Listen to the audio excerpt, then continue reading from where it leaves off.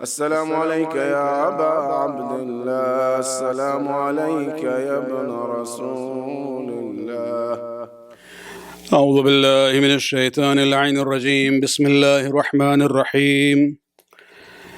الحمد لله الذي لا يبلغ مدحته القائلون ولا يحصي نعماه العادون ولا يؤدي حقه المجتهدون، الذي بعد فلا يرى وقرب فشهد النجوى تبارك وتعالى، والصلاة والسلام على سيد الأنبياء وخاتم المرسلين وشفيع المذنبين سيدنا ونبينا بالقاسم محمد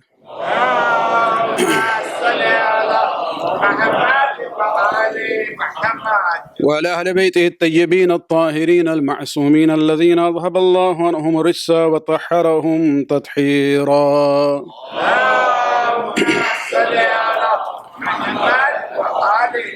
واللعنة الدائمة الباقية لأعدائهم ومنكر فضائلهم وغاصب حقوقهم من الآن إلى قيام يوم الدين. أما بعد، فقد قال الله سبحانه وتعالى في كتابه الكريم: ثم كان عاقبة الذين أساءوا السوء أن كذبوا بآيات الله وكانوا بها يستهزئون. صلوات عليك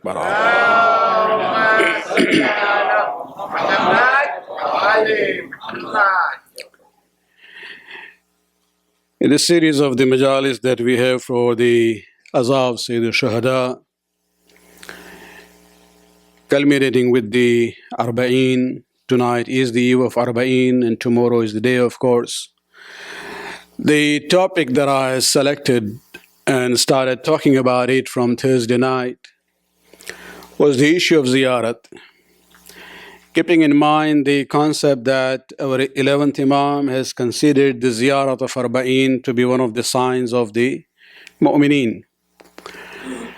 And also keeping in mind that we are going through this situation where we face this modern challenge to the humanity as well as the Shia world in form of ISIS and Taliban. And one of the justification that they have to use the label of kafir on Shias and the Sufi Sunnis is the issue of ziyarat. And so we talked about it, the purpose of ziyarat, the benefit of ziyarat. However, last night and tonight, inshallah, we would like to dedicate these 2 nights to the Ahl Haram, to the women and the children. Last night also we talked about that theme, about the sanctity that Allah subhanahu wa ta'ala and Islam has given, especially to women and children during the wartime. And we see that this is being violated across the board among Muslims as well as non-Muslims. Even those who stand up in the name of Islam, whether it's in Syria and Iraq or Afghanistan, they are also going against the hurmat that Allah subhanahu wa ta'ala has given for the innocent people, especially for the women and the children. But tonight I would like to actually focus on one message from Bibi Zainab salawatullah alayha.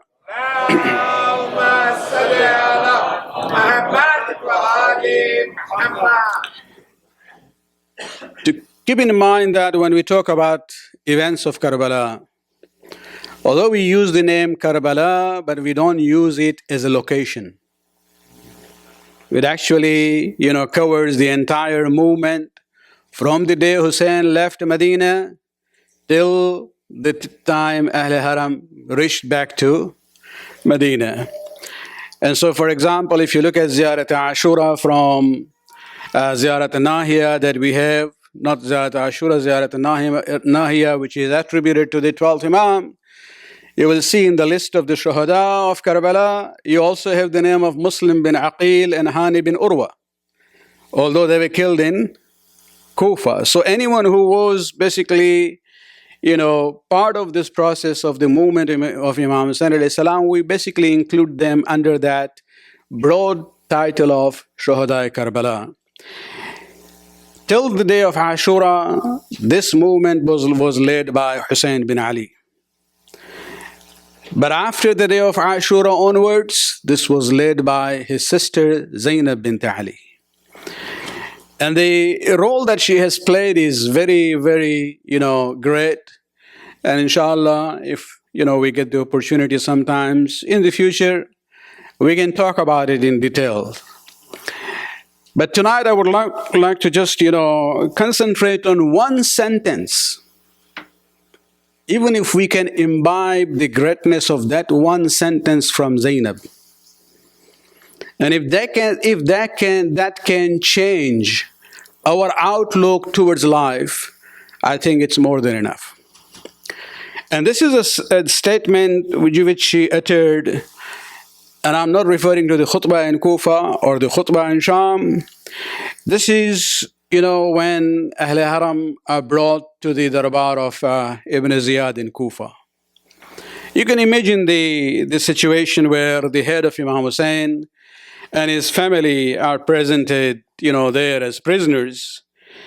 And Ibn Ziyad, after hearing the report, and after going through the list of the Banu Hashim who had been killed, he now comes close to the Ahl Haram, starts talking to them.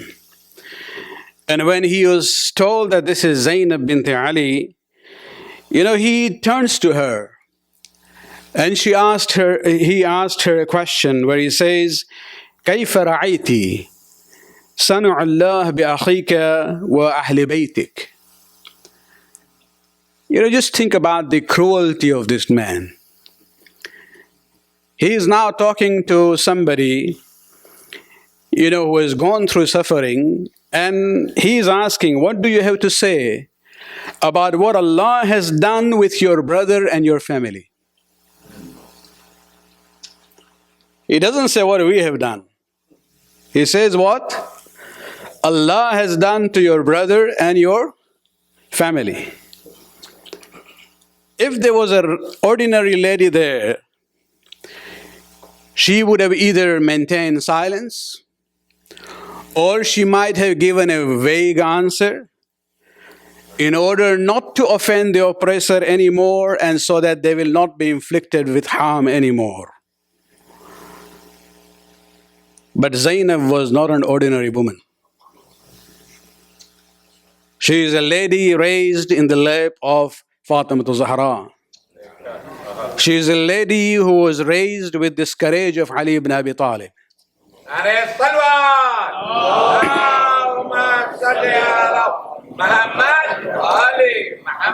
And so her answer was neither silence nor a vague answer. She gave an answer which is so powerful, where she says, you are asking me, the question is, what do you feel about Allah, what He has done to your brother and your family? She says, ما رأيت إلا جميلا. Ibn Ziyad, I have not seen anything but jameel and beauty in what Allah subhanahu wa ta'ala has done. Just think about it. A lady who has gone through, she and her family members, gone through 3 days of thirst. A lady whose 18 members of family were, brutally killed in one day. A lady where the other women with her in that family, they were looted. And they were made dead captives. And there they were paraded in the bazaar of Kufa. And now in the darbar of Ibn Ziyad. In spite of going through all this suffering, what is her response? مَا رَأَيْتُ إِلَّا جَمِيلًا. You are talking about what Allah has done? She says, I have not seen anything but beauty from Allah subhanahu wa ta'ala. To understand this statement, this one sentence from Zainab, there is an apparent meaning to it. And then there is a deeper meaning to that. The apparent meaning basically is that she is rejecting the concept of Jabr promoted and invented by Banu Umayyah in the Muslim theology. Jabr means, compulsion, where human beings don't have the freedom to do anything. Whatever they do is actually the doing of Allah subhanahu wa ta'ala. This is Jabr on one side. On the other side, you have another Sunni theological group known as Mu'tazila, who used to believe in total ikhtiyar. And the Shia theology is right in between, where the sixth Imam very famously said, لا جبر ولا تفويض بل الأمر بين الأمرين. There is no compulsion from Allah subhanahu wa ta'ala, nor total delegation of power, rather the reality is in between. Banu Umayyah are the one who promoted this idea of Jabr. And what it means actually is that this was invented for their own political propaganda. When people suffered from Muawiyah, he was very kind to the people of Syria. That's his jurisdiction, his area. He has cultivated their minds to support his agenda. They didn't know Islam except what had been fed to them by Ali Abi Sufyan. So when it came to the people of Sham, he was always, generous and kind to them. But the rest of the Muslim world, Hijaz or Iraq or Yemen or Fars or Egypt, this was an area where he used to be very oppressive through his army.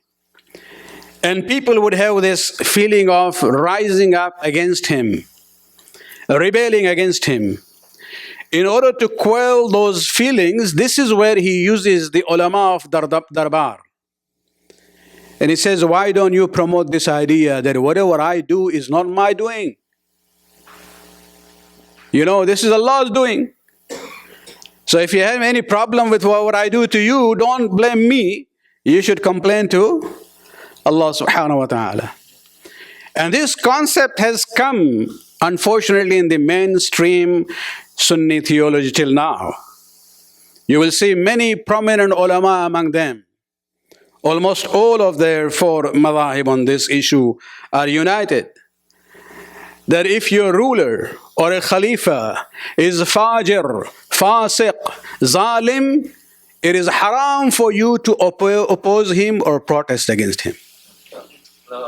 This view on a political level is actually a result of that theological jabr. That jabr was actually invented to justify the zulm of the rulers. And you see even now, Muslim world doesn't have democracy. People are not allowed to say anything. Yes, we had this something known as the Arab Spring, which was actually an unusual thing. It was against the norm of the men's, theology of that world.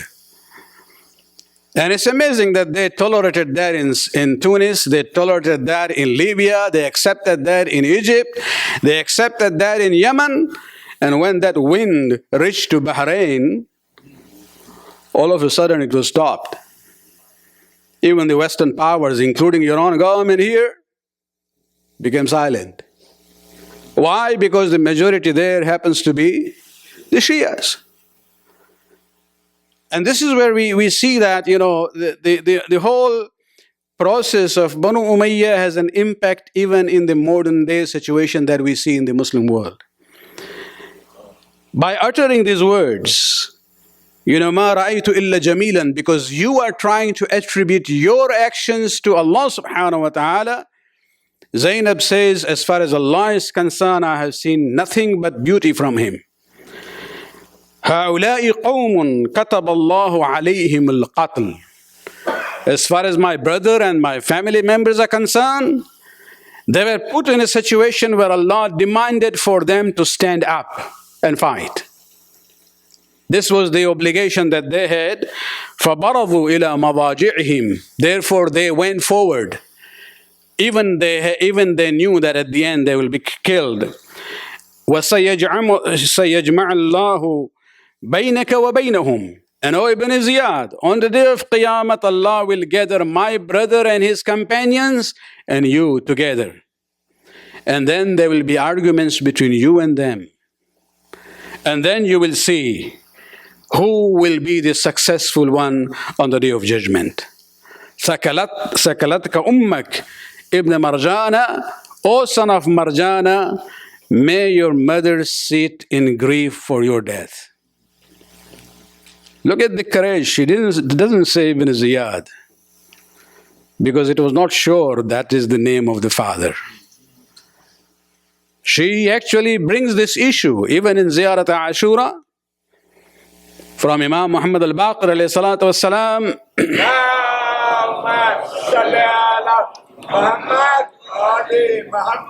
Ibn Ziyad is mentioned with both names. Ubaidullah bin Ziyad wa Marjana. And this is where you see the courage of, Zainab salawatullah alayha. Salawat pढ़ने एक बार.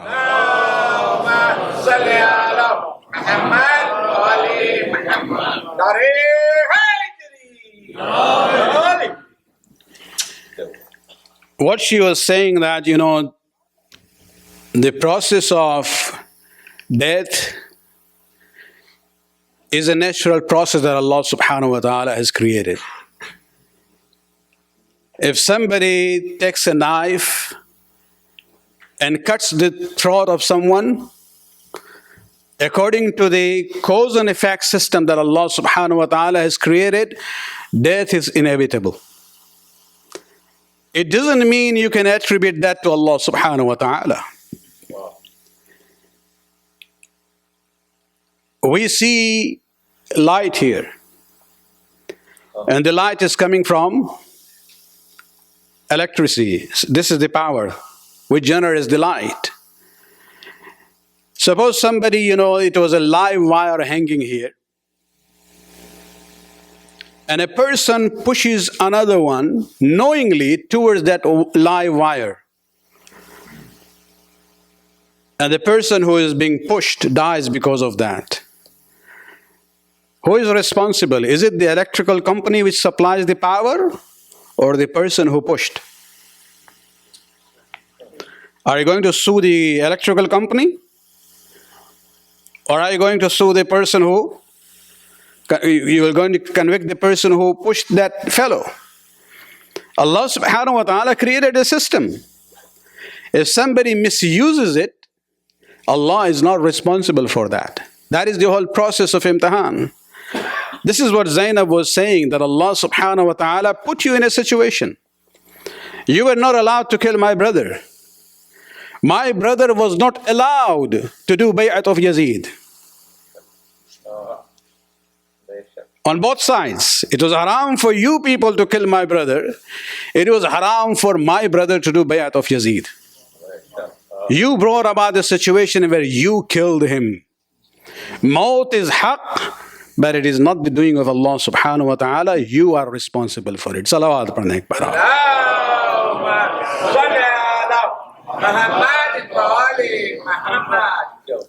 But let us look at it from a different angle. ما رأيت إلا جميلا. It is a very profound meaning in this short statement of Zainab. And the reason I am repeating it again and again, hopefully that you will remember that sentence. ما رأيت إلا جميلا.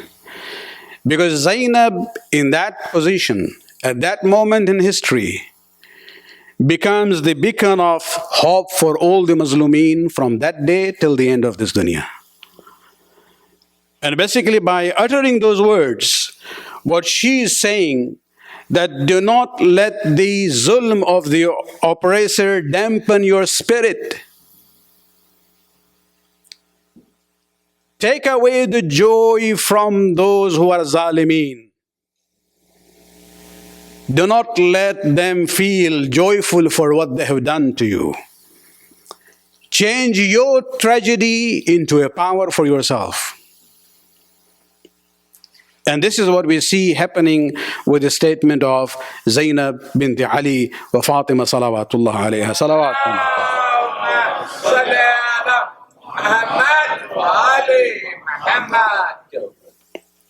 Let me just give you one more example just to clarify this impact of this statement.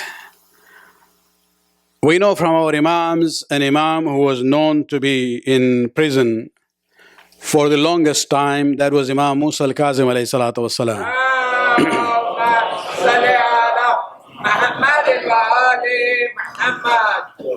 When Imam went to the prison, it's amazing, how even his enemies were recording what he used to do. If we go to prison, what will we say? We'll say, Allah, what have I done? I do all the namaz on time. I pay the dues. I come for the azadari of Imam Hussain. Why with me? Why me? Isn't this the question we ask all the time whenever we have problems? Imam Zainul Abidin, now that he is put into prison, what does he do? He goes on the musalla and he says, Oh Allah, I always wished for a time where I'll be able to worship you without any distraction. Oh Allah, I thank you for the opportunity to do this now. He changes his negative situation into a positive one. Zainab, with the suffering that she has gone in the last 2 days or the 3 days when they reached Kufa, does not let Ibn Ziyad enjoy the victory, the apparent victory. She takes away the joy from him by saying, "Ma ra'aytu illa jamilan." As far as Allah is concerned, what I have seen is nothing but beauty. And this is where we have to realize that, same event, same single events which happen on the day of Ashura, but Ibn Ziyad is looking from one perspective, and Zainab is looking at the same events from a different perspective. When Ibn Ziyad looks at the issue of deprivation of water, he's looking at that as a symbol of power and control that we had over them.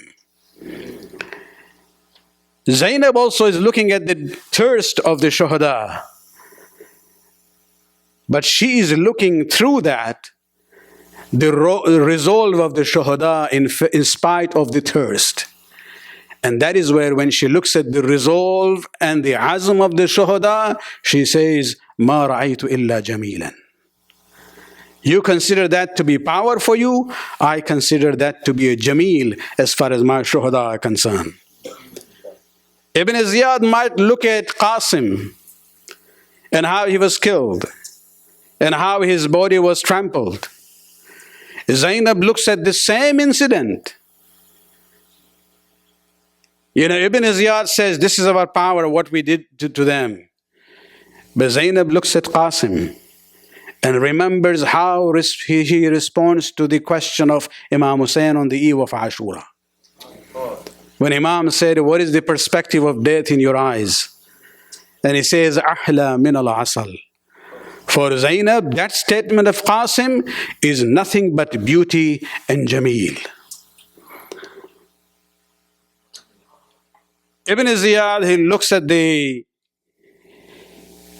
proposal that Shimr brought for amnesty of Abbas and his brothers as our way of trying to deal with them in a good way. But Zainab looks at the same conversation and looks at the response of Abbas, where he says, "Aren't you ashamed that you are concerned for our relationship, of the tribal relationship that we have through our mother, that you got amnesty for us, but you had no respect for the relationship of Hussein to Rasulullah?" Where Abbas says to Shimr, "La'anaka wa la'ana amanak." May Allah deprive you and your aman from the mercy.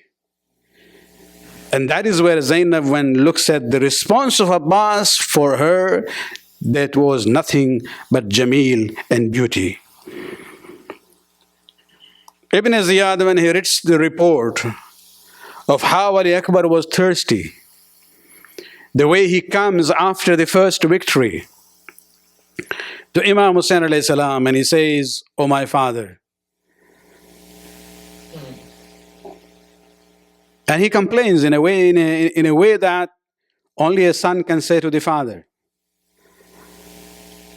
where he says, "This struggle has made me, tired. وَالْعَطَشُ قَدْ قَتَلَنِي." And thirst has almost killed me. Is there a way to get one drop of water? Imam Hussain alayhi salam was not able to respond. Even though having wilayat takwini at that time, his hands were tied because he is not allowed to use that power for himself. That was imtihan of Hussein. Ibn Ziyad looks at that as an upper hand that they had over Hussein.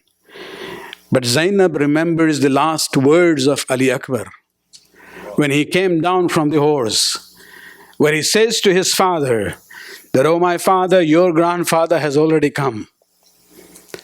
He has given me one bowl of water. I am no more thirsty." That was the akhlaq of the son who was feeling the pain of the father when he asked for water and the father couldn't provide. Zainab looks at that akhlaq of Ali Akbar, that even at the last moment he is concerned for his father. And that's where she says, "Ma ra'aytu illa jamilan." Ibn Ziyad, according to the report that he saw, when he looks at the hopelessness of Imam Hussain alayhi salam carrying the body of Ali Asghar, they look at that as a sign of power and glory for themselves. But Zainab is looking at the statement of Hussein at that time, where even in the most difficult moment on the day of Ashura, Hussein had nothing to say but, "Inna lillahi wa inna ilayhi raji'un, ridan biqada'ihi wa tasliman li amrih." When she looks at that statement of her brother, she says, "Ma ra'aytu illa jamilan." Whatever I see is beauty and nothing else. Salawat padne ek baar.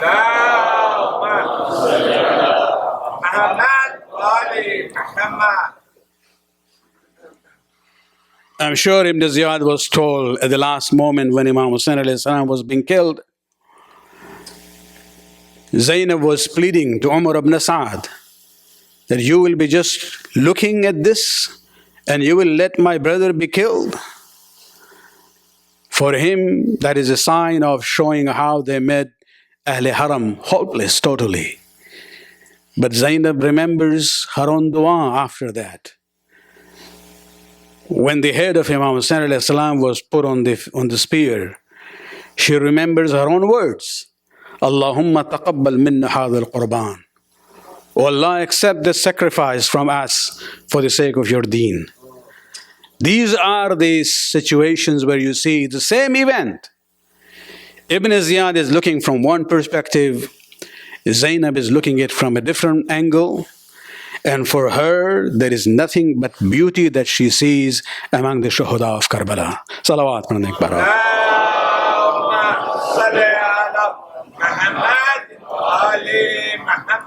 Ibn Ziyad was looking at the events from the political point of view. Zainab was looking at it from the religious point of view.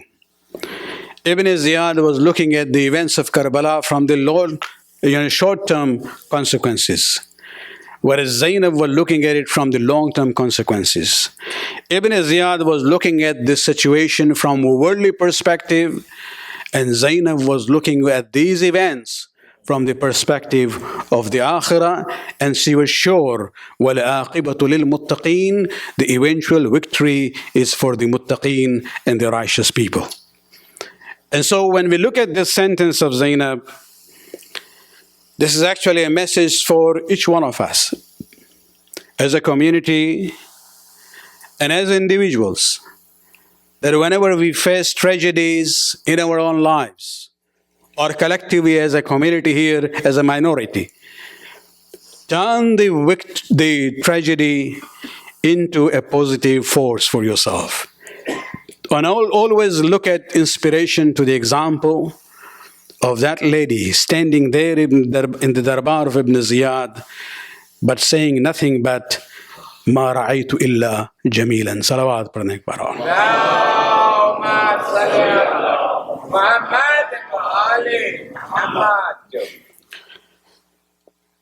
Let me conclude before I go to the Urdu part of the Majlis, that these days there is a quest for knowledge among the youths in our community.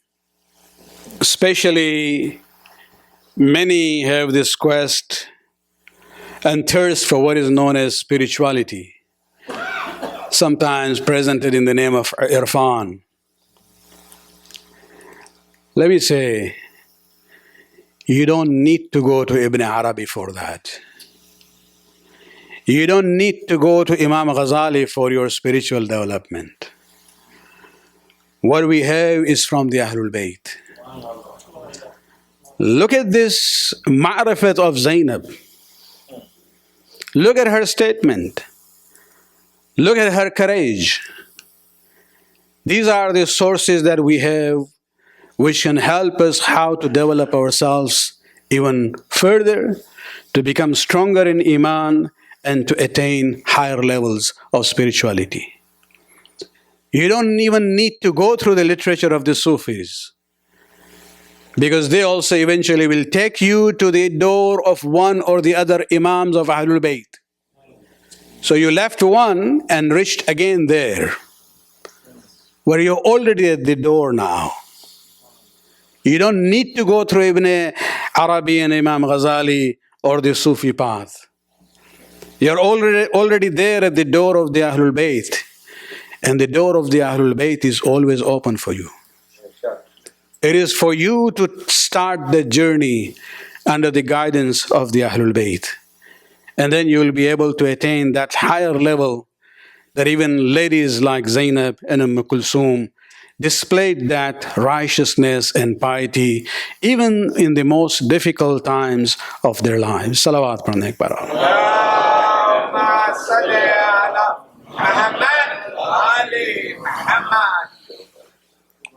جناب زینب کے جملہ ابن زیاد کے دربار میں ما رأیت الا جمیلا، اہمیت کے لحاظ سے یہ جملہ اس جملے سے کم نہیں ہے جو امیر المومنین نے ضربت کے بعد کہا تھا فزت ورب الکعبہ. علی کا وہ جملہ اور زینب کا یہ جملہ اہمیت کے لحاظ سے دونوں برابر ہیں. وہاں ضربت لگی اور علی نے کہا کہ ہم کامیاب ہو گئے. یہاں دشمن جو ہے ٹونٹنگ کر رہا ہے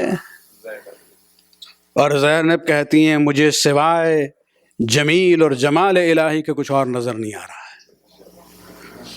اس جملے کی قدر کو سمجھیں. زینب صرف علی کی بیٹی نہیں ہے،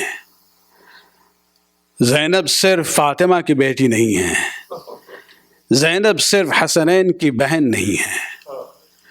زینب بذات خود ایک عالمہ غیر معلمہ ہے. انہوں نے اپنے پورے وجود کو قربان کر دیا تھا خداوند عالم کی رضا کے خاطر.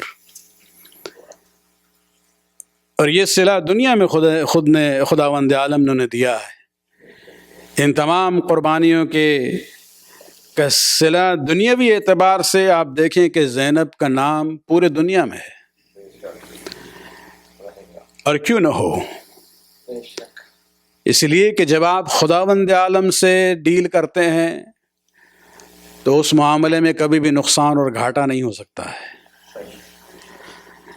زینب نے کن کن مقامات پر خداوند عالم کو یاد کیا ہے. صرف 2 روایتیں امام زین العابدین علیہ السلام کی زبان سے سن لیں. آپ سوچ لیں، ابن زیاد کا دربار تو بات کی بات ہے. عاشور کا دن پورا گزرا، اصحاب کی شہادتیں ہوئیں، گھر کے 18 افراد قتل کر دیے گئے، سامان اور اثاثہ لوٹ لیا گیا، چادریں چھین لی گئیں، خیمے جلا دیے گئے. بھائی کے لاش کو پامال ہوتے ہوئے زینب دیکھتی ہیں. اور اس کے بعد وہ رات آئی جسے ہم اور آپ کہتے ہیں شام غریباں. اس شام میں اگر کوئی معمولی مسلم خاتون اگر اس شب کی واجب نماز ادا نہ کرے تو شاید ہم لوگ کہہ دیں کہ خدا معاف کرے گا. لیکن امام سجاد کی روایت ہے کہ شب 11 محرم اس رات کو بھی ہماری پھوپھی نے اپنے نماز شب کو ترک نہیں کیا. یہ مغرب اور عشاء کی نماز تو الگ، نماز شب کو بھی جناب زینب نے شب 11 کو کربلا میں چھوڑا نہیں. کوفہ سے شام کے جتنے مراحل گزرے ہیں، ایک روایت ملتی ہے کہ مولا فرماتے ہیں کہ ایک منزل پر پہنچنے کے بعد رات کا وقت تھا، سب آرام کر چکے تھے، ہم نے دیکھا کہ ہماری پھوپھی جو ہے نماز شب جو ہے بیٹھ کے پڑھ رہی ہیں. میں نے آ کے پوچھا، پھوپھی جان آپ تو نماز شب جو ہے نارمل طریقے سے کھڑے ہو کے پڑھتی ہیں، آج یہ وجہ کیا ہے کہ ہم بیٹھ کے آپ پڑھ رہی ہیں؟ اس وقت زینب کہتی ہیں کہ بیٹا جو روٹیاں تقسیم ہوتی ہیں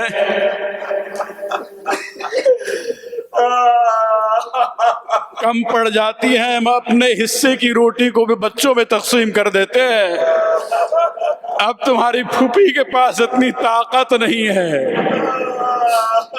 کہ نافل شب جو ہے نارمل طریقے سے کھڑے ہو کر پڑھے. ابن زیاد کے دربار میں بھی آپ دیکھیں، جو بھروسہ تھا خداوند عالم پر، وہ جو جملہ ہے یزید کے سامنے کہ یزید جو بھی کرنا چاہتے ہو کر لے، جتنی تمہاری طاقت ہے کوشش کر لو، واللہ لا تمحو ذکرنا، خدا کی قسم تم ہمارے ذکر کو محو نہیں کر سکتے. اس لیے کہ زینب نے ذکر الہی کو کبھی نہیں چھوڑا تھا. اور آج دیکھیں کہ دنیا میں 2 جگہ مزارات ہیں جو منسوب ہیں جناب زینب سے، مصر میں بھی ہے اور شام میں بھی ہے. اور یہی وجہ تھی، یہی خطبات تھے جن کا اثر تھا، جو شجاعانہ انداز سے جناب زینب نے پیش کیا ہے کہ یزید آخر میں مجبور ہو جاتا ہے اہل حرم کو رہا کرنے کے لیے. کل ہم نے وہ فقرات پیش کیے تھے کہ کس طرح سے گفتگو ہوئی، اور سب سے پہلے باقاعدہ مجلس کا اہتمام خود یزید کے محل میں ہوا ہے. 7 دن تک اہل حرم نے شہداء پر مجلس برپا کی ہے. یہ ایک لحاظ سے زینب کی کامیابی تھی. یہ وہ فرش ہے جو زینب امام سجاد نے بچھایا ہے، جو ابھی تک اس کے اثرات اور اس کے نتائج جو ہیں ظاہر ہیں.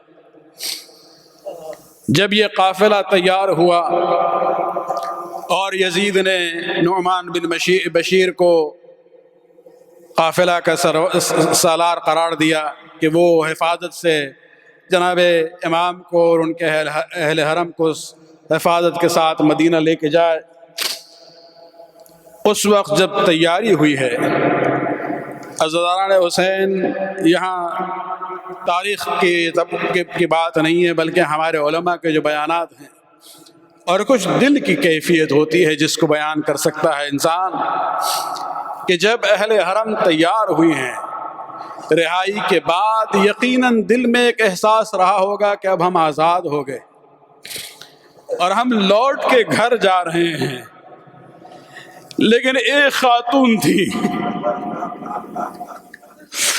جن کے لیے یہ سفر کا آغاز بہت ہی مشکل تھا. یہ وہ خاتون تھی جن کا نام رباب ہے. 6 ماہ کو کربلا میں دفن کر کے آئی ہیں. شوہر کی بھی شہادت کربلا میں ہو گئی ہے. بس ایک یادگار تھی حسین کی رباب کے ساتھ 4 سال کی بچی سکینہ، لیکن وہ بھی زندان شام میں دفن ہو جاتی ہے. رباب اب چلتی تو کس مقصد کے لیے جاتی؟ اس لیے کہ اب مدینہ میں رباب کے لیے کچھ نہیں تھا. مجھے نہیں معلوم ہے کہ امام سجاد اور جناب زینب نے کس طرح سے رباب کو تیار کیا ہوگا کہ سکینہ کے مرقد سے اپنے کو جدا کرے. غریب الوطن میں انسان جب کسی عزیز کو کھوتا ہے، اس کے بعد سب سے مشکل مرحلہ یہی ہوتا ہے کہ ہم وطن لوٹ کے جا رہے ہیں، لیکن یہ قبر جو ہے تنہا، یہاں دیار غیر میں چھوڑ کے جا رہے ہیں۔ عزاداران حسین جب یہ قافلہ چلا ہے اور اس منزل پہ پہنچا جہاں ایک راستہ ڈائریکٹ مدینہ کی طرف تھا اور دوسرا جو ہے کربلا کی طرف تھا، اس وقت نعمان بن بشیر سے اہل حرم نے کہا کہ ہمیں کربلا جانا ہے۔ روایات کے مطابق جس دن وہ پہنچے ہیں وہ اربعین کا دن تھا، 20 سفر کا دن تھا۔ ایک اور روایت اس سلسلے میں سن لیں کہ جناب جابر بن عبداللہ انصاری جو رسول اللہ کے سب سے بزرگ صحابی تھے اور سب سے زیادہ عمر پائی تھی، ان کی روایت ہے کہ قتل حسین کے بعد یہ اپنے غلام کے ساتھ زیارت قبر حسین کے مقصد سے جاتے ہیں اور اتفاق سے اسی چہلم کے دن وہاں پہنچے ہیں۔ خود یہ کہتے ہیں کہ ہم علقمہ کے پاس گئے، جا کے ہم نے غسل کیا، اپنے کو تیار کیا، اس لیے کہ زیارت کرنا ہے ایک معصوم امام کی، اور ابھی چشم کی بینائی جو ہے کمزور ہو چکی تھی۔ غلام کا سہارا لیا، قبر حسین تک پہنچے اور بیٹھ جاتے ہیں۔ بیٹھنے کے بعد سلام کہا ہے امام حسین علیہ السلام پر، تھوڑی دیر تک خاموش رہے، پھر ایک جملہ کہتے ہیں کہ حبیب لا یجیب حبیبا، اے دوست کیا دوست کے سلام کا جواب نہیں دو گے؟ یہ جابر جو ہے امام کے دوست تھے، کہتے ہیں دوست سلام کر رہا ہے، حسین کیا جواب نہیں دیں گے؟ پھر ایک جملہ کہتے ہیں دوست مجھے معلوم ہے جواب انسان زبان سے دیتا ہے، آپ کا جسم یہاں ہے لیکن سر جو ہے نوک نیزہ پر دیار بے دیار پھرایا جا رہا ہے۔ اگر ایک ظاہر اور صحابی کی کیفیت تھی، مجھے نہیں معلوم کہ اہل حرم اور امام سجاد جب وہاں پہنچے ہیں ان کے دل کی کیا کیفیت رہی ہوگی۔ عجب نہیں کہ تمام بیویاں آتی ہیں قبر حسین کا حصار کرتی ہے، وہاں نو بکا کے بعد عجب نہیں کہ جناب زینب نے کہا ہو بھائی ایک امانت سونپی تھی جس کا نام سکینہ تھا، بہن آئی تو ضرور ہے لیکن شرمندہ ہے، اسے بچا نہ سکی، بچی جو ہے تماچے کھاتی رہی، تازیانہ سے اذیت پہنچاتے رہے لوگ، اور یہاں تک کہ زندان شام میں اسے دفن کر کے آئے ہیں۔ عزاداران حسین اس زیارت کے بعد اب یہ قافلہ تیار ہوا کہ مدینہ کی طرف روانہ ہو۔ انشاءاللہ مدینہ کے واقعات کو کل بیان کریں گے، لیکن یہاں ایک اور اس بیوی کا ذکر دوبارہ ضرور کرنا ہے کہ وہ بیوی جن کی بچی زندان شام میں دفن ہو چکی ہے، جہاں شوہر اور ششما کربلا میں دفن ہو چکا ہے، ان کے لیے مدینہ جانا بڑا دشوار تھا۔ اس لیے روایات میں ملتا ہے کہ رباب مدینہ پہنچنے کے بعد صرف 2 سال زندہ رہی اور روزانہ دن کے وقت صحن میں آ کے بیٹھتی تھی۔ جب دھوپ کی تپش بڑھ جاتی تھی بیبیاں کہتی تھی رباب سائے میں آئے، لیکن رباب یہی کہتی تھی میرے مولا کا لاشا 3 دن تک سائے بغیر زمین کربلا پر پڑا۔